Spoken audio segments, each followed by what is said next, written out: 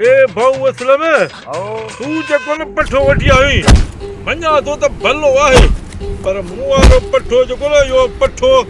या हो त मूं मालिकनि खां वरितो हो जवान ॿियो मूं वटि जो अथई इहो पठो जेको विढ़े पियो विढ़ंदो इहो अरे बाबा इहो जेको तूं वठी आयो न पठो इहो चारो दरवेश अथई दरवेश अरे दरवेश छा एॾो भलो पठो अथई जिन जे अॻियां 20 माण्हू कुझु कोन अथई 20 खे उॾाए छॾींदो अथई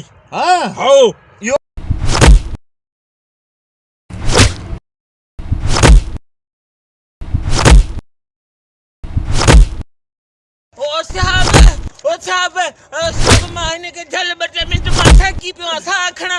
साहब अदा 2 मिंट बि कोन पीअंदो साईं 2 मिंट बाबा 2 मिंट साहब अदा 2 मिंट बि अदा 2 मिंट बि अरे तो कुछ बुझा दो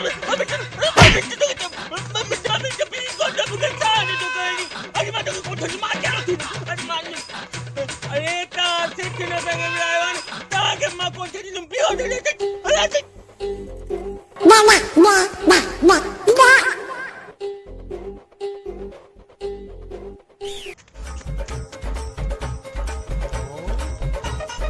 अरे माता के कोई छडी न अरे माता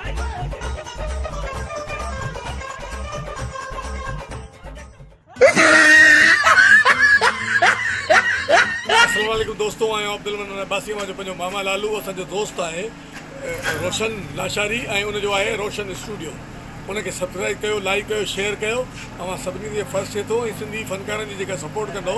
त अलाह तव्हांखे उनजो अजुर ॾींदो ऐं ॿी ॻाल्हि इहा आहे त जेको रोशन जेको पंहिंजो जेको स्टूडियो खोलियो आहे इन में सिंधी फ़नकारनि खे पाण गॾु कयो अथसि उन में तव्हांजा वॾा प्रोग्राम ज़बरदस्त क़िस्म जूं शयूं तव्हांखे ॾेखारींदो रोशन स्टूडियो खे तव्हां लाइक कयो शेयर कयो सब्सक्राइब कयो तव्हांजी महिरबानी थैंक यू वेरी मच